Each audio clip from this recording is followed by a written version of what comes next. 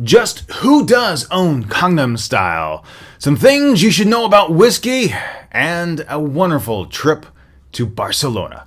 All this and more coming up next. The QiRanger podcast starts now.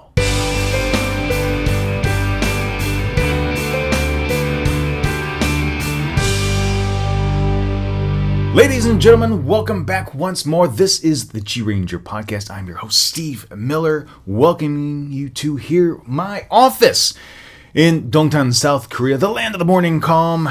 And let me tell you, it is beautiful out there today.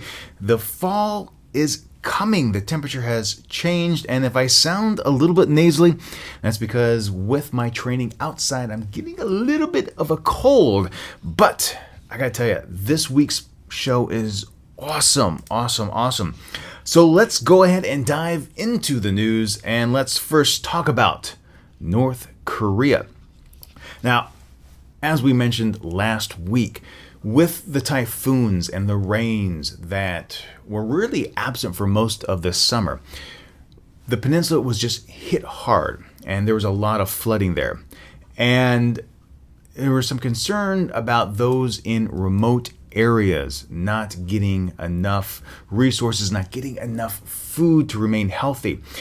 And the South Korean government did offer aid to North Korea right away.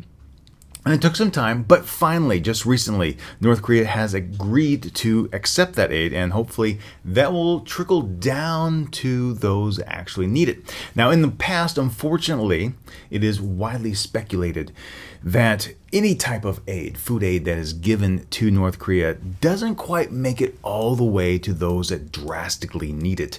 It usually funnels its way into the bureaucrats and the military, because in their mind, a strong national defense is the best use of those resources. I disagree. I think those that are actually starving out in the fields should get those foods. But we'll see what happens. At least that is a step in the right direction. Humanitarian aid in a country that drastically needs it is always a good thing.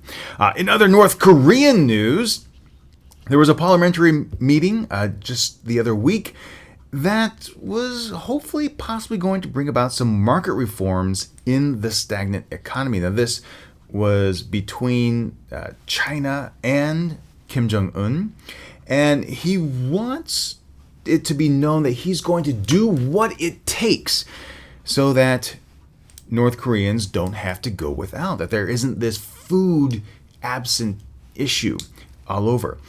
Unfortunately, there was a similar plan about a decade ago, and it failed miserably. And part of that is because North Korea really doesn't understand the free market, doesn't really understand capitalism.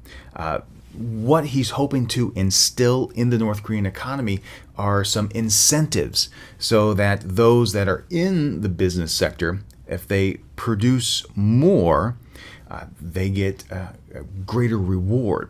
And hopefully that will mean in the long run, maybe 20, 30 years from now, that there will actually be a more democratic, more capitalistic society in North Korea. I don't know that. And the reason why I say that is that in China, there was a deal, an ore production deal that was inked with North Korea. And the company has pretty much pulled out. And the reason why I say that is China has said that there's an escalating dispute saying that the risk is just too great of working in North Korea. Now, it's a Xi'an group based in Liaoning, northeast China. And essentially what happened is that the two companies the two countries, this company in China and North Korea came together to work on this ore deal. And North Korea has said that the Chinese company has only fulfilled 50% of what it had agreed to. And Xi'an is coming back saying, look, yes, we have made progress on the deal, but that's not the whole story. We went into North Korea with a goal of completing the contract. However, in the span of 6 months, in the span of 6 months, they've changed the contract 16 times. Now, the original contract was signed in 2007 to build a mine producing 500,000 tons of iron ore per year. But when the company dispatched 100 technical workers to set up the plant, North Korea changed the terms of the contract 16 times since last September alone, since September 2011. So in the past year, the terms of the contract have changed 16 times, and they finally just said, we just can't do this anymore. And on February 7th of this year, they finally just terminated all of the contract. And they cut access to water, they cut access to electricity and communications on the plant, and they finally just said, screw it, we're out of there. Now that's a very interesting tale, because a lot of times when you're working in Korea, you will sign a contract. And in the West, when you sign a contract, that's ironclad. That's the deal. That's what you agree to. No changes. If there are changes, both sides need to come to agree with it. Now, if you pay attention to any of the English teaching blogs and Dave's ESL, you will often hear tales of, okay, this is my contract, and then things keep on getting added to it outside the scope of it.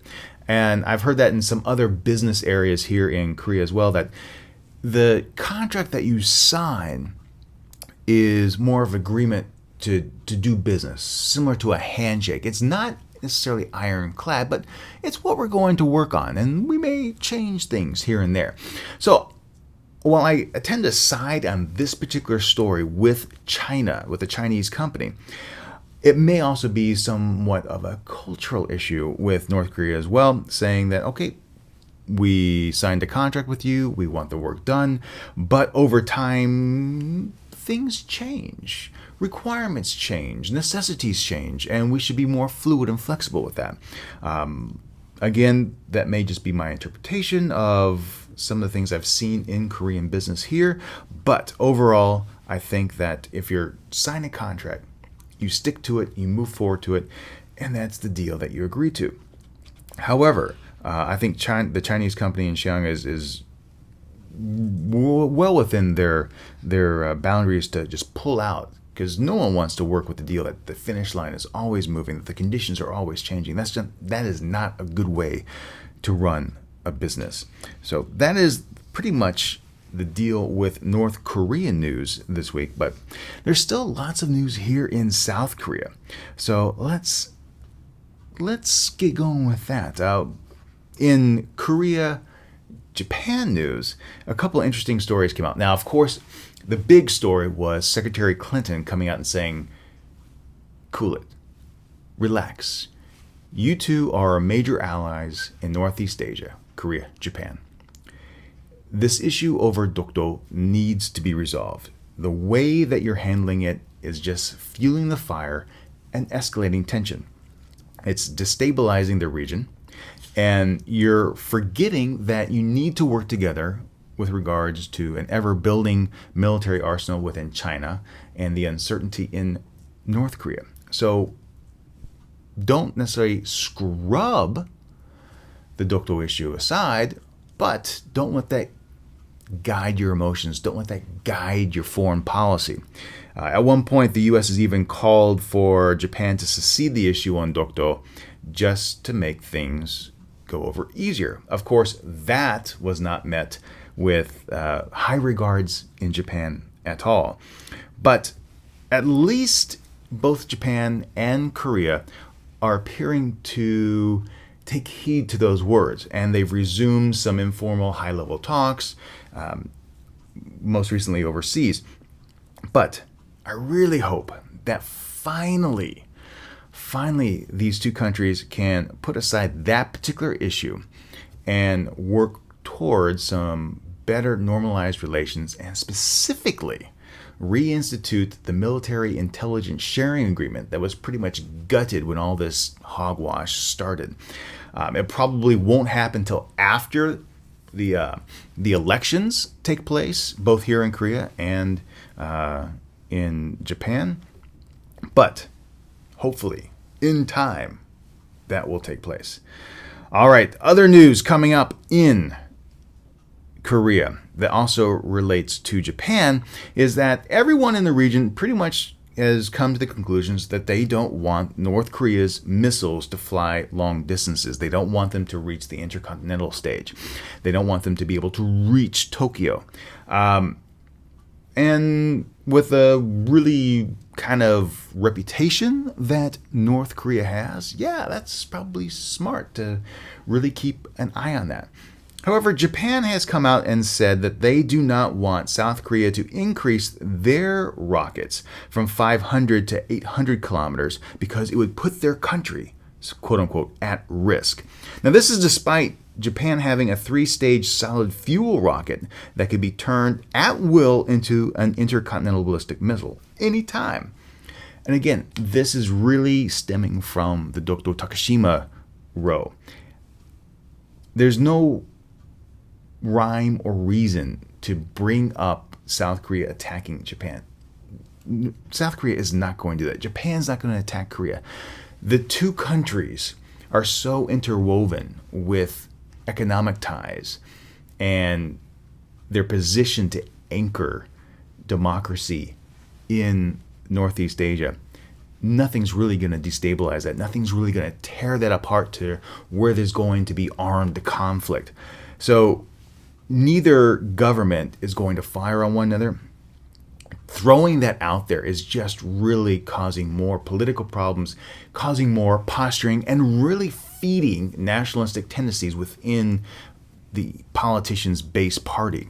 So, again, if you see that, that's really the story, my opinion. That's really the rationale behind it. I really think for the good of the region, both countries just need to step back and work closer together. I think that's the only way that you can move forward in something like this.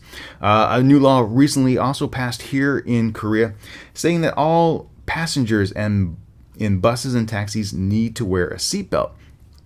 And I've actually noticed this more and more over the last few years as I've traveled around in Korea. We have what are called intercity buses or non-stop buses from the outlying areas in Yongin and Dongtan into Seoul, where we pay roughly 2,000 won for a bus ticket, and we get there. And a lot of times the bus driver will come back and say, buckle up. And now it's going to be the law. And I think that's a good thing. Given how congested the freeways are, especially during rush hour times, especially during peak travel season. We have Chuseok coming up, the Thanksgiving holiday here in South Korea. The amount of traffic on the roads is just unbelievable, and it's always prime for an accident. So to have that extra security is I think warranted. In public buses in Seoul and around there, the blue buses, the green buses, what else we have there? Blue buses, green buses. Yeah, that's pretty much the only two buses that I ride. The Mao buses as well. The orange buses in Seoul, the 9,000 buses. They really don't have seats with buckles. There's nothing in place. So I'm not sure if that's going to translate to that kind of transportation. But for the long haul buses, I think it's a good idea. And one of the reasons why is many people, I think a lot of people know this, when I grew up in Texas, one of the reasons why I am a morning person, why I get up in the morning, is because when I grew up in Texas, I lived in Fort Worth. It's very much a white community. And because there weren't a lot of diverse students there, the way that the district resolved the separate but equal issues was to bus the white kids to the inner city during 2nd and 6th grade. Later on that changed because communities got more diverse. But in 2nd grade, I had to get up at 6 o'clock in the morning, have a little breakfast, and by 7, maybe 7:30 at the latest, I had to be at the bus stop to go to my school. And I will never, ever forget Mrs. Price. Mrs. Price was my 2nd grade bus teacher. And it was like riding Mr. Toad's Wild Ride. She was a speed demon, at least to my second grader eyes and perception, she could drive that bus like nobody's business. And it really felt, as she was taking the turns, she'd be able to get the bus up on two wheels as she careened it around the corner. It was an exciting ride. It made going to school fun. There were a couple of times, because of the Texas winters in the Dallas-Fort Worth area, not always a lot of snow, but always a lot of ice, where you could feel the bus slipping and slide on the road. There was one instance where I could have sworn that in a big thunderstorm, the bus got struck by lightning. I bring all these stories up because if there had been an accident, we didn't have seatbelts. We would have been thrown all over the cabin of the bus. And I've seen some of the pictures where you see school buses get creamed by other cars or they roll over. And it's just truly unfortunate. So if they do institute this policy, I hope it brings about change. Now, as I said, this also extends to taxi drivers. And the interesting thing about our taxis, the interesting thing about this law is that it doesn't punish the passenger. It punishes the driver. So if a taxi driver doesn't force the passengers to wear a seatbelt, they're at fault. And I really don't understand how they're going to police this law, if it's actually going to be enforceable, or if it's going to be something along the lines of the seatbelt law in Arizona, where I'm from. You can't be pulled over for not having your seatbelt on. At least it used to be that way. You can't be pulled over to have your seatbelt on, but if I stop you for another moving violation and the passenger doesn't have their seatbelt on in this case, then the driver is going to be fined extra. One of the issues I find with this law is that there are a lot of intoxicated and inebriated people after hours, and they probably don't want to wear their seatbelt. So if the taxi driver can't get that person to wear their seatbelt, who's really at fault? Where's the due diligence? I'm doing my best to get the seatbelt on this person. He refuses to wear it. Oh, he puts it on and then takes it off. A lot of times, those who work overnight are the taxi drivers that really need the money. They're the ones that would probably have to make the call. Do I risk getting the ticket and paying a fine for not having a seatbelt, or take the fare and pray I don't get caught? So I'm not sure where this is going to go. But if you're in Seoul, if you're in Korea, start looking for requests to wear seatbelts as that comes up. Now, in some other news, the whole Apple thing is really interesting here in Korea. It first came out that a lot of times, a lot of South Koreans thought that maybe, and it was in the press too, that maybe the American jury was playing favorites, that they were holding a nationalistic attitude towards Apple, that they were guarding them from Samsung. But I have to give the Korean FTC credit that they're actually going to look into the matter a little bit closely. Maybe the decision that came out of the courts here was inaccurate. It certainly was a lowball figure, on both sides, less than $50,000, $55,000 combined settlement for both companies. But they're actually going to look into it and see there's some weight to the California decision in terms of Apple having their patents infringed by Samsung here. I think that's pretty cool. I'm recording this before the Apple iPhone 5 announcement, or the alleged Apple iPhone 5 announcement. So I'm not sure if that's going to have in play. It has been already noted that Samsung is going to try and sue and block the iPhone 5 from having LTE coverage here in Korea.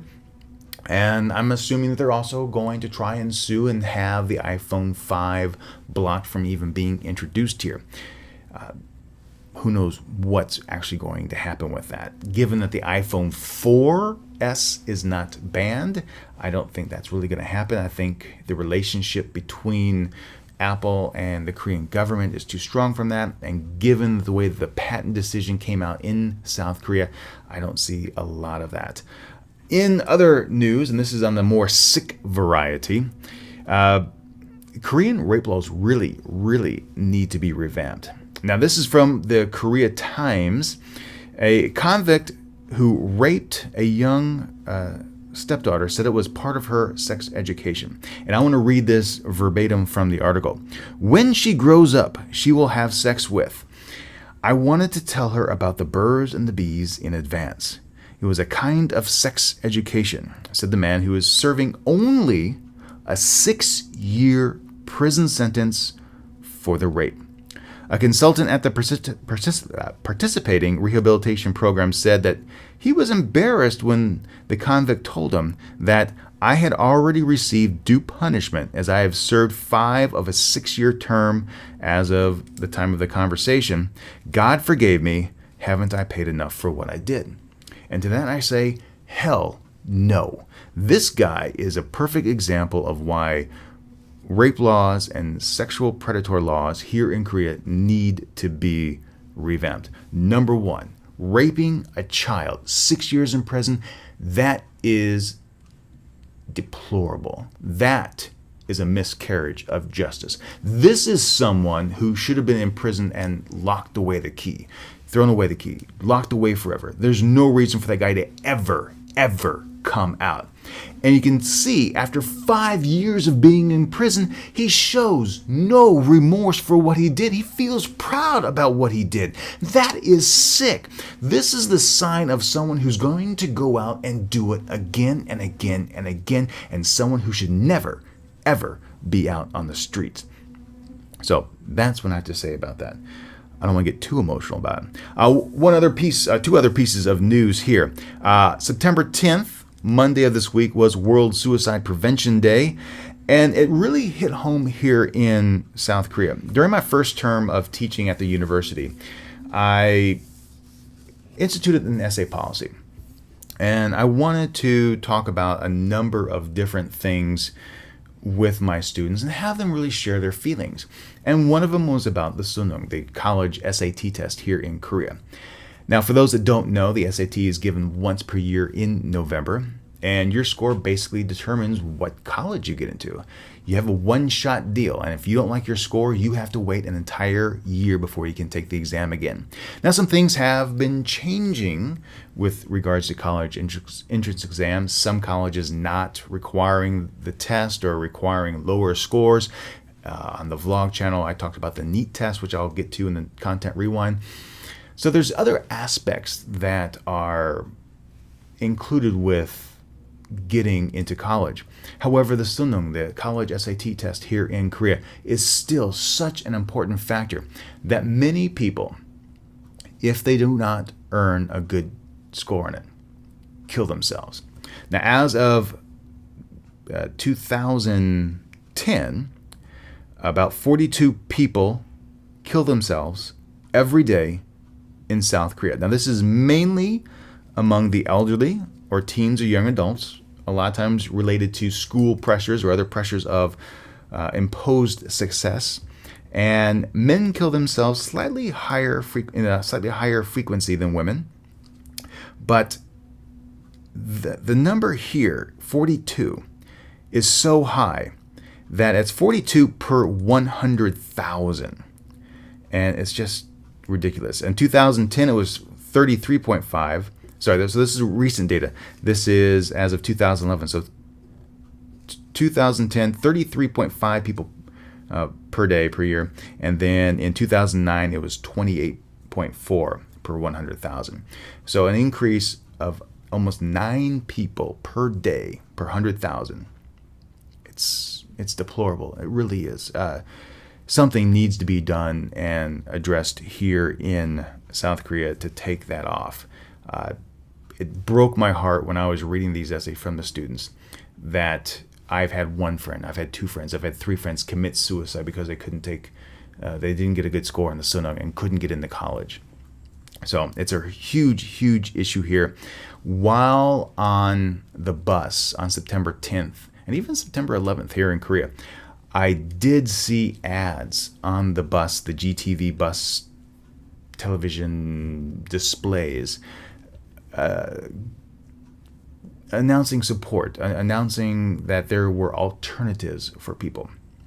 So I'm hoping that as South Korea evolves into a different kind of educational environment. It'll take time, but as it evolves, there will be a more constructive way to deal with not necessarily meeting the highest bar.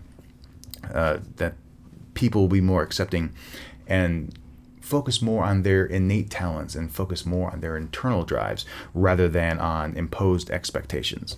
And one final piece of news, of course, I mentioned this in the opener, Gangnam Style, which has taken off like I could not believe. I just saw the clip of Psy on The Ellen Show with Britney Spears and Ellen and Simon Cowell teaching them the horse dance. But here locally, it's a big controversy. Not one, not two, not three, but 9 companies have come out suing one another, saying that they own the exclusive rights to Gangnam Style. Now, I'm not sure who's ultimately going to win in this dispute. My money is on Psy, since he is a very talented singer-songwriter. He is very good at business. He is the face of Gangnam Style. He's the one out there promoting it heavily. But anytime you have a runaway hit like this, people are going to come out of the woodworks to try and latch onto it and claim ownership. And one of the companies that I thought was really interesting making the claim was YG, which is one of the music distribution companies here in Korea. And they weren't even the first ones to come out and claim that they were going to try to get ownership. They were one of the ones late to the party. But it'd be really interesting to see what the aspects of Psy's contract was with the music companies. Because a lot of times in various music industries around the world, you have an artist sign a contract when they're very, very young. And sometimes they sign away rights that they really don't think about in the future. And if that turns out to be the case, it's a huge blow, because when I look at the video, when I look at the persona, that's who you associate it with. You don't associate it with some nameless figure in a record room. You associate it with Psy. You associate Gangnam Style with Psy. And as he said on Ellen Show, dress classy, dance cheesy. And that is my motto all the way. Maybe not even dress classy. Dress cheesy, dance cheesy. That's the QiRanger style right there. So those are the big stories this week. I really hope Psy Oppa gets to keep Gangnam Style, that is just thrown out of court as the courts look into that one. So there you have it. That is the news this week. Ladies and gentlemen, it is time for the Content Rewind, and this was really a very special week for me. And it all started on Tuesday with the video about the conservation science team at the National Museum. So as you know, I am in a 4-part series about national treasures here in Korea, how they are protected and preserved for future generations. So when I was developing this story, I called up my contacts at the National Museum, who I met about a year ago. And I said, I really want to do this story about how the treasures are preserved. And the goal of the video is really to learn from them, to hear from the conservation science team telling what it takes to preserve these details in a short, succinct manner so that people can read about it and people can understand what goes on.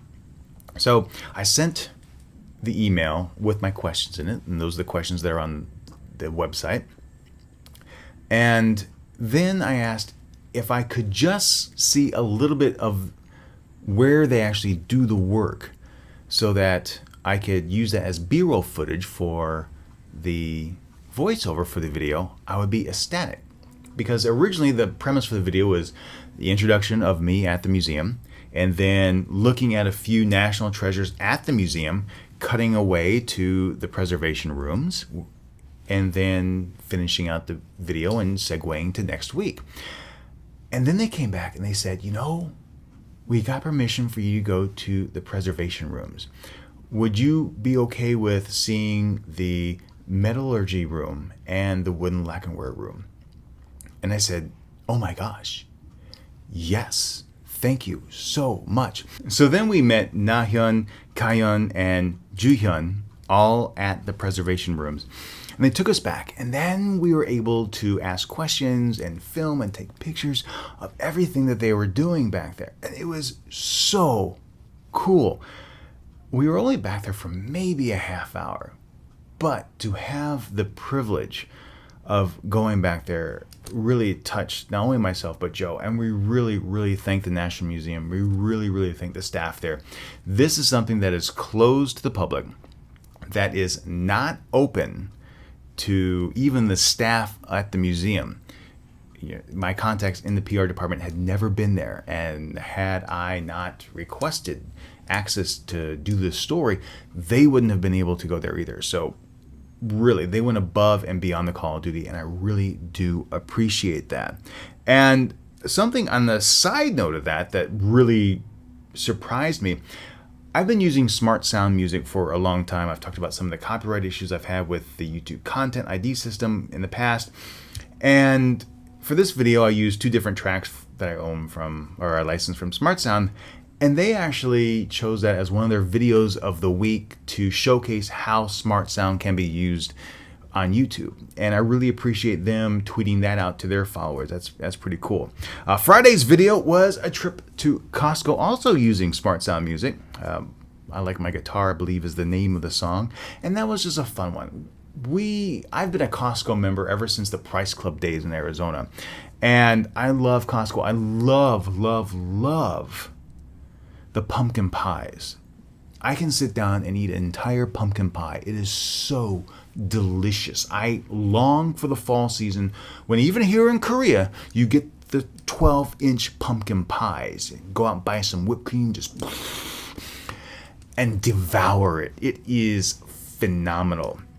I love it. So we went there for the day. The entire video was shot with the GoPro, and it was just a lot of fun. We spent, I want to say, 280,000 won on everything, and it was just really a joy. It was the first time we'd actually gone to Costco in a long time, and if you watch the video, you'll see that it has all the elements of a traditional Costco. And I really just wanted to show a fun trip to Costco, and then over on the blog side of things, bring up the discussion whether or not it's worth it to have a membership. Now, the memberships are, of course, transferable. I shouldn't say transferable, valid worldwide. So if you get a membership here in Korea, you can use it in the United States when you go home on vacation, or if you have a membership in the United States, you can come to Korea and use it here. The issue really becomes, and we ran into this problem in the United States this past summer, you can only renew your membership in the country that you purchased the membership. So our membership expired July 31st, and I wasn't able to renew it in the United States, which was really unfortunate because we needed to buy some other things. Granted, we had access to other family members that had memberships, but still, to not be able to go in with your own card and buy it was a little bit of a hassle. But given what you actually purchased, it can be a huge savings. On our single trip to Costco, just on coffee alone, my nectar of the gods, I almost saved the entire membership fee. So you can read the article a little bit more and make a decision whether or not getting a Costco membership is for you. Also, QiRanger RTW debuted this week, a special teaser of a new podcast series that I am going to do. It is only going to be a podcast series, only going to be available for download on iTunes or on QiRanger.com. And I'm going to conduct a round-the-world trip focusing solely on national parks. It is a 12-part series. It's going to start in the United States and finish in Korea, and hit 12 different locations, 12 different national parks around the world. I'm really jazzed about this. There's a few more things I need to work out before I begin the series, but it should be a lot of fun. I'm really excited about it. The theme song for the podcast will be Morning Blue by Josh Woodward, and It's fantastic. So look for that coming up probably next month, and then every 2 weeks or so I'll have an update on that. So get ready for that. The next thing was teaching in Korea, talking about the NEET exam. Like I said in the video, a lot of folks are concerned about the decrease in public teaching jobs, especially at the public schools in the Seoul, Gyeonggi area. And in the video I said, well, with the NEET exam, which is going to tag on to the college SAT here, there really is going to be a need for English teachers. Now, outside the Seoul metro area, I haven't really seen a huge decrease in public school teaching jobs. But here in Gyeonggi-do and Seoul, that certainly is the case. A lot of positions have been cut. One of our dear friends, a married couple, his job was cut, her job was not, and that kind of led them to the decision to go back to the United States. But I've had other friends here in Dongtan lose their jobs. Just, all right, we're not going to fund the native teacher anymore. But with the focus on the NEET, schools are either going to have extra school programs, or there's going to be an increase in the drive to send students to Hagwons. Overall, I don't think this is going to solve the problem of English education. I think what really needs to happen is a complete overhaul of the way English is taught in Korea, so that it isn't so much just teaching towards efficacy on the test, but that you actually learn and master that. If the focus is really going to be on conversational English, not so much perfect grammar, not so much being able to speak with a North American accent, but the ability to understand and speak comfortably, a lot needs to happen, and that is far, far down the road. The last thing was on Thursday, I released a video announcing the QiRanger scavenger hunt. That's right, I alluded to it, I believe, in the first podcast this season, and I need your help. Go to QiRanger.com, go to the QiRanger Adventures Facebook page, drop me a message. Tell me to find something or to perform an act in Seoul, and I will choose 3 to 5 of the most fun activities to complete within a couple of hours. A challenge for myself to get everything done, and we'll film it and we'll throw it up on the YouTube, the YouTube channel for QiRanger. I think it's going to be a lot of fun. I think it's going to be an interesting dynamic and just a blast to get everyone invited to see how crazy your suggestions are. So please do send them in. And ladies and gentlemen, that is the Content Rewind. For the Quintessential Quartet, we're going to talk about one of my favorite things. No, it is not about coffee. It is about this delicious beverage that you see on YouTube that you can't see on the podcast, but it is whiskey. It's just a little swig today because I still have to go running. So, whiskey is the topic of the Quintessential Quartet. Now, I think this is an incredibly interesting topic, and there are a lot of things to cover. So we may come back to whiskey at a later time, but for now, we're just going to cover 4 main things about whiskey. Oh, this tastes so good. All right, first up. Now, whiskey is a distilled spirit, and the history of distillations is quite interesting. It dates back to Mesopotamia in the 2nd millennium BCE. That's over 4,000 years ago. Humans have been distilling things. Now, back then, it was mainly perfumes and things along those natures. It wasn't really until the 13th century in Italy that a distilled spirit was created. And look how far it's come now. You have great spirits. So think about that. 13th century is when you had your first distilled spirit, made in Italy, and then it spread across Europe to where it anchored in Scotland, where you have Scotch whiskey. Oh, Scotch is so good. So number one, the process is really old, but as a distilled spirit, still only 700 years old, fairly young. Talking about Scotch, age matters. It really does. Whiskey is aged. It's put in barrels, typically oak, sometimes that are charred on the inside, sometimes they're in sherry caskets.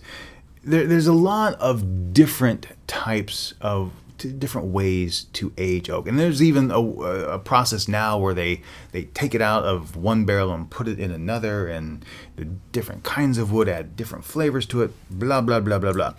But the point being is that when the whiskey is aged, when Scotch is aged, it allows time for the alcohol and the ingredients to blend, to mingle, to develop, to mature. And you get a more complex flavor. The best way I can think about this is anyone who's ever been to, like, say, Jamaica. They have some fantastic rums there. And they also have some aged rums there. So if you were to take a bottle of your mixing rum, your well rum, and just take a shot of it, you know what it tastes like. It has that bite to it. But then you go down the line and you get a bottle of 21-year-old rum and you sip it back. It's so smooth, it's so silky. Whiskey's the same way. And one of the reasons why you look at the prices of whiskeys and you see Johnny Walker, you see Chivas, you see Cutty Sark, and let's say they're $20 for a bottle of whiskey, a fifth of whiskey. And then you see something along the lines of an 18-year-old Scotch, a 21-year-old Scotch, a 30-year-old Scotch. And you see the prices hit up to $50, $75, $200. That's the reason why older Scotch is so much more expensive. The age really changes the flavor. It's so much more smoother. It's so much more flavorful as it develops. It's also rarer. As Scotch, and all whiskeys, age in a casket, there's what's called the angel's task. And anywhere between 2 and 4% of the liquid just evaporates. It's the angel's share, as they call it. So as time develops, there's just less and less for distributors to sell. So that's why it gets more pricey as it gets older. But it also tastes so much better. It's so good. It really is. Oh, I wish I could have more. But it also brings in the context whiskey in general. Now, if you go out, you may see multiple spellings of whiskey. You will see W-H-I-S-K-E-Y and W-H-I-S-K-Y, with and without the E. And there are lots of different stories as to how the spellings developed and which one is technically the correct one. What I will say is that whiskey without the E is how Scotch whiskey is sold. You'll never ever see Scotch whiskey with an E. In the United States, typically you will see whiskey spelled with an E. However, the Food and Beverage Administration specifies that whiskey is spelled without the E. In the books, when you're talking about alcohol, distilled spirits, it's without the E. In Canada, it's also without the E. So it goes along back and forth. What is really correct, I can't tell you. However, in the United States, typically with the E, and in most other countries, without the E. Either way, it's a delicious beverage. And there are some different variations around the world, but essentially all whiskeys are grain alcohols, rye, corn, malted barley. They all have their unique flavors, and there are actually different laws in place specifying whatever combination you use as your mash for the whiskey, that's what kind of alcohol you can label it as. So let's take this to the United States, where we have American whiskey. And the two most common are Tennessee whiskey and Kentucky straight bourbon. And this is a very interesting topic just for me because these are my two favorite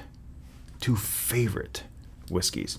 So Kentucky Straight Bourbon is a sour mash whiskey made predominantly from corn that must come from Kentucky. Now, bourbon itself can be anywhere in the United States, but Kentucky Straight Bourbon can only come from Kentucky. Likewise, Tennessee whiskey can only come from Tennessee. Both whiskeys are sour mash. They're made predominantly from corn, like I said. The difference between the two is how they are distilled. Tennessee whiskey uses a charcoal filtration mellowing process that creates a little bit of a sweeter taste to the alcohol. And that, for most, will set the two apart. Both taste wonderful. Both are fantastic, and I highly recommend both of them. But in the United States, that is the separation between a Tennessee whiskey and a Kentucky bourbon. And there you have it, the Quintessential Quartet. Ladies and gentlemen, welcome back. It is time once more to set course for adventure. And this week I am joined on the line by the travel vlogger, Mr. Brian Cox. Welcome to the podcast. Hey, thanks a lot for having me, Steve. It's great to finally get on your show and be able to explain one of my favorite cities, Barcelona, Spain. Ooh, now, why did you choose Barcelona to take us to this week? It's funny that you ask because it almost seems like the opposite. I think the city chose me. I came here about 3 years ago in the summer of 2009, and I was supposed to come here for just 1 week, and I ended up staying for a year. Wow. What happened to make you change your life so dramatically? Oh, well, it's funny. I'm not a stranger to traveling, so I had already lived in Costa Rica 3 times and Australia, so it wasn't totally a new move for me. But I normally, when I travel, I say, if I find a place I like, stay until I decide to leave. And it just happened to be that I chose to stay for a whole year. It's kind of weird. The whole city has this. It's like a vibe. I can't even explain it fully. Like, you just have to come and feel it for yourself. All right. Well, so tell us a little bit about Barcelona, or as my mother would say, Barcelona. Basically, most people aren't a stranger to the city. It's one of the most popular tourist cities in the world. I think someone ranked it 16th at one time. It's also really high up there for quality of living and also cost of living. They've got a really a different kind of feel. It's not quite like the rest of Spain. It's kind of like a state, which they call autonomous communities. So there's really? 27. Go ahead. I didn't know that about Barcelona. Yeah, it's funny. The people here, they're Catalans, and they actually, if they had their way, they would be their own country, separate from Spain. Are there typically public elections considering secession from Spain in general, or is that, I'm just thinking back to like Quebec and Canada, how there's always a separatist movement there in that state. Is that similar? There's kind of that sentiment, but I don't think people know how the Catalans feel, but I guess like anything, they don't have enough of the votes to do it on themselves. Okay. I think one other community in Spain, I think it's the Basque country, which is there more on the Atlantic side of Spain and north of Portugal. They actually are kind of the same way. They wish they were their own kind of thing because they actually speak different languages. Their first language here in Catalonia is Catalan, and in Spain it's obviously Castilian Spanish. Right. Oh, very cool. So how big is Barcelona? Well, it's funny. I always look at these statistics for how many people they are, and the number depends on if it's what they're calling the city center versus the metropolitan area. If you consider the metropolitan area of Barcelona, you're looking at just over 5 million people. Okay. But mind you, this isn't a small area. Even though they say metropolitan area, like what you consider a metropolitan area in the United States would be probably 3 times the size. But if you're looking at just the city center, there you're looking at under 2 million, between 1.5 million and 2 million. And this is a small city center. I actually live in the city center, and I love it. I mean, people are packed in here like sardines, probably very similar to parts of Asia, the major cities in Asia. But, I mean, I can walk to all parts of the town. I actually don't even need public transportation most of the time. Oh, that's really cool. I'm always a fan where you can get out and just be on foot or a bike and not have to rely on big gas guzzling or even nowadays electric motor vehicles. That's pretty cool. What's the weather like out there? The weather is pretty nice. I mean, they've got, the month of August and sometimes July can be, if you're a northerner or someone coming from a snow-bearing country, it could be extremely hot for you. I come from Florida, so to me, it's pretty similar to Florida. The winters are very mild. Chance of snow, very rare, maybe once a year. So it's kind of like a Georgia, United States winter. You will need jacket and pants in the winter, but it's not like it's not brutal by any means. No, I can deal with that. One of my rules for my wife and I are, since Seoul's winters are quite chilly for us, coming from Arizona, is that we always have to go to Southeast Asia for the winter months to escape the brutal weather. Oh yeah, I bet. I first heard of Barcelona. I shouldn't say first heard of Barcelona, but my first memory of putting Barcelona out on a travel destination dates back to the 88. Oh, I shouldn't say 88.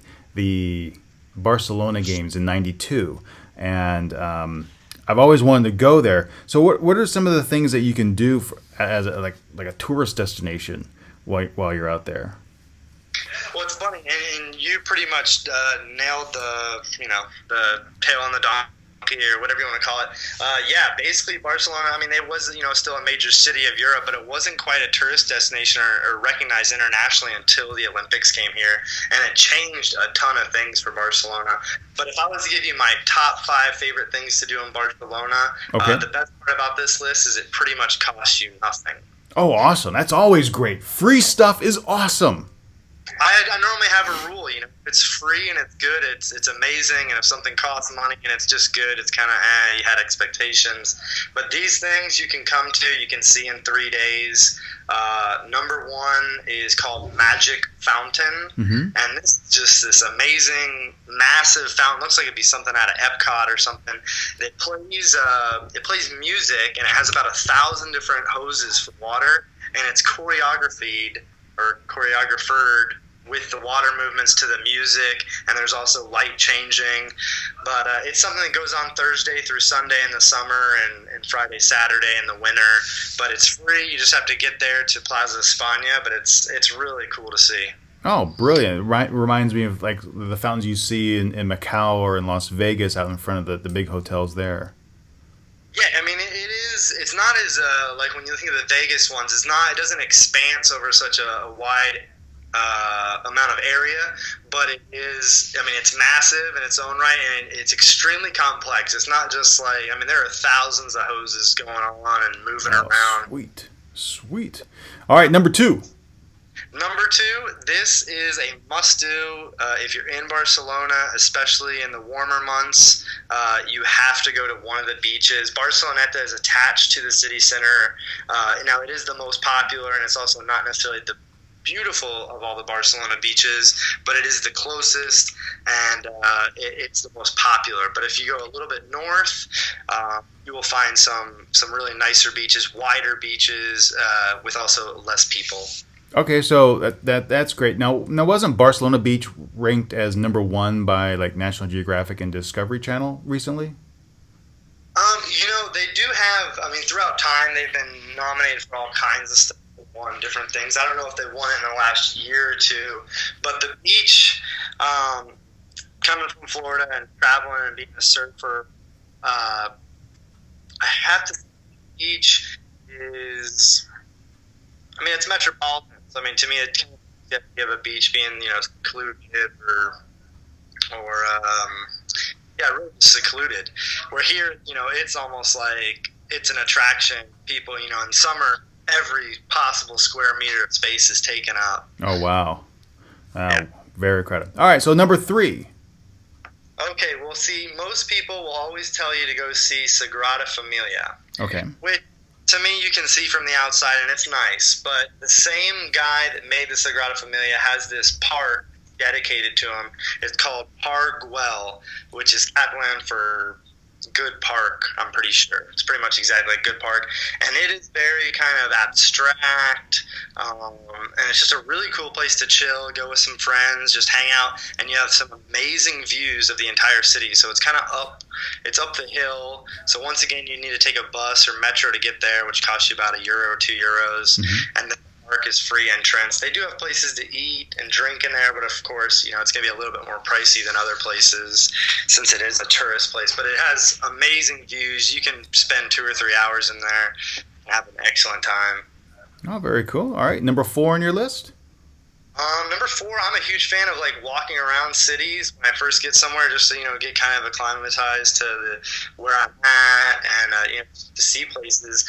And it's funny to say this is to get lost in the Barrio Gótico, which is Gothic area of Barcelona. Some of these things are over 1,000 years old, and literally you can try not to get lost. I've lived here for quite a while. It's pretty easy to lose which direction you're going. If you keep walking, you're going to be fine. You get spit out somewhere that you will recognize. But when you're on the inside, it's not super easy to find out where you are. Okay. Yeah, walking around the older areas of town are always kind of cool because you get to see some of the history and get the really good vibe of the area. And speaking of vibes, you put down on your list number 5 being the nightlife of Barcelona. So what can you tell me about Barcelona's nightlife? Well, the good thing about Barcelona's nightlife is, it's got to be up there with, kind of a Vegas style, but at the same time, it's not the same idea of, breaking the bank or spending a fortune to have a good time, but literally have everything you could possibly want. And coming from more Western places like the States where bars close down at 2 or 3 in the morning, in summer it's possible to keep partying until 10, 11 in the morning if that's your thing. But even if it's not, there's tons of live music venues of all different kinds. There's also a plethora of bars of all different genres. Rock and roll. I went to a place 2 nights ago called Tequila, which was kind of like a rock and roll bar where they played all American stuff, but each person had some big headphones they could put on, and just while they're there, everyone's singing with their friends, but everyone's wearing headphones attached to the bar, which was kind of funny to see. No, that's unique. I've never seen that or experienced that before. That's a pretty cool concept. I like that.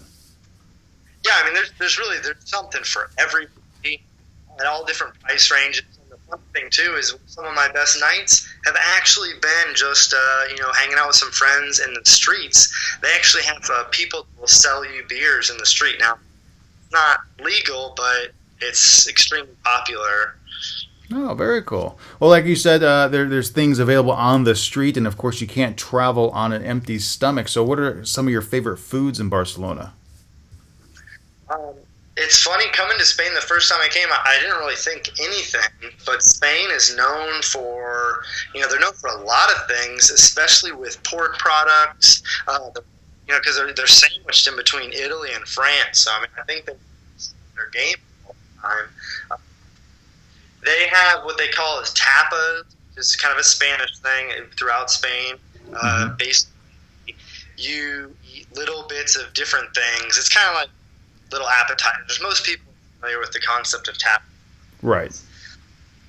That would normally be for dinner. So I'll walk you through what a normal Barcelona person would have for a day of food. They would start off with breakfast normally, and a coffee or an espresso with, say, a croissant or some kind of baked good. Lunch would come, and lunch is normally the huge meal of the day. It's like a 2-plate with a dessert. And it comes with a bottle of wine. If you're a 2 people, wine.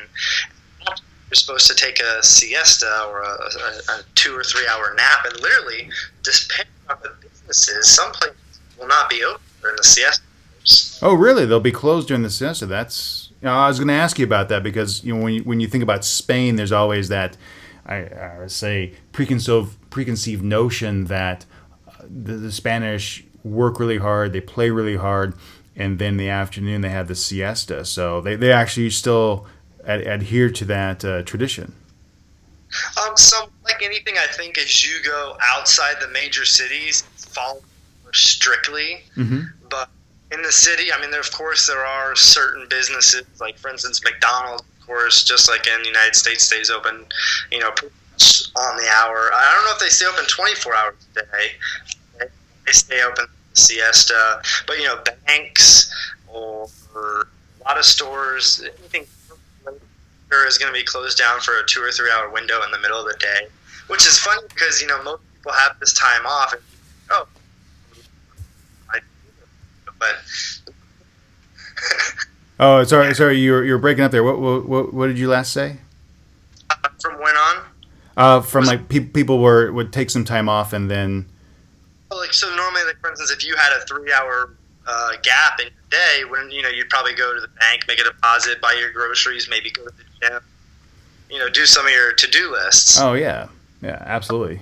That's one of the benefits of a lot of people who, like, say, come to Korea to teach, and they teach adults. They have split shifts, so they work 6 to 10, and then 4 to 10 in the evening. In the middle of the day is free, so they can take care of those busy things. So, all right, so we have up through lunch. So for dinner?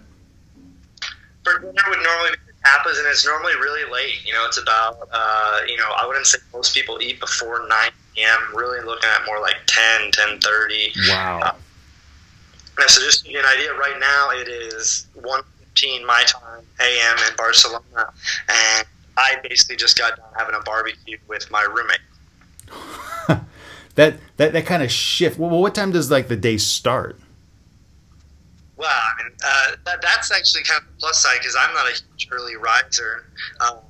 So basically, most people don't have to be to work till 10 o'clock. I would say if they have a normal style job. Oh, okay. 10 o'clock, maybe even later for retail, maybe 11 o'clock. Oh wow. That's a completely foreign concept for me since I normally get up at 5 a.m. in the morning. That's amazing. It's amazing. That's really cool. And then from there, typically go out until wee hours of the morning? Well, yeah, you can't do that every day, but most people would kind of do the dinner lunch thing. Like I try to go out for lunch, 2 or 3 times a week. And then maybe do tapas or small things, on the weekends while I am, drinking and partying. Other foods that are really popular in Barcelona are Spain together. Paella, most people know, is like a rice dish with seafood. Really popular. Also, cava, which is their version of champagne, really good. And what else do they have? They have their own beers. They're good beers. They're not going to knock your socks off. Okay. Oh, very cool. As far as places to stay when traveling out to Barcelona, what kind of accommodations are available? Well, just like most major cities, they have everything. They have hostels. You can find some stuff for €15 a night for a bed, and then you also have the W5 Diamond Hotel on the edge of Barcelona, which I think goes for upward of €300 a night. Oh, okay, so little bit of everything. Oh, that's really cool. Any closing statements that you want to kind of sell Barcelona to the listeners? Yeah, I mean, basically, come to Barcelona, and I swear, give it a week, and I guarantee you'll probably feel just like me. You'll end up wanting to stay. It's got this strange, crazy feeling. The way I like to say it is, even a fat, hairy, sexy guy can be sexy. Oh, very cool, very cool. Thank you very much, Brian, for joining me this week on the podcast. I really, really want to make it out to Barcelona. I've been having it on my radar for a long, long time, and I really appreciate you taking the time out to share your experiences with us this week. You're welcome, Steve, and thanks everyone for listening. And if you have any more questions, please, send them to my website. I'd be glad to ask questions about Barcelona or any other. Yes, and for those that are listening or watching on the video podcast, you can keep up with all of Brian's travels and activities by going to his website, and that's thetravelvlogger.com. All the links will be in the show notes. Again, Brian, thank you so much. Hey, have a good one, Steve. All right. Ladies and gentlemen, that will just about do it this week for the podcast. I would like to thank once more Mr. Brian Cox from The Travel Vlogger for joining us this week on Set Course for Adventure. If you have a topic that you would like for me to cover in the Quintessential Quartet, please drop me a line at podcast@QiRanger.com. You can also send your feedback. I love hearing from you. If you have some feedback about the show, please drop it in the comments section down below or email it to me at podcast@QiRanger.com. You can also keep up with everything that I do on Twitter, Facebook, and Instagram. Just look for QiRanger. I want to thank you so much for spending the time to watch the video on YouTube or downloading the podcast on iTunes or on QiRanger.com. It really means a lot to me. I have so much fun preparing the scripts and just sharing a little bit of news in the region from you and just sharing some of the things that I'm passionate about and jazzed that you are along for the ride. So until next week, remember, I'm Steve Miller. You be awesome.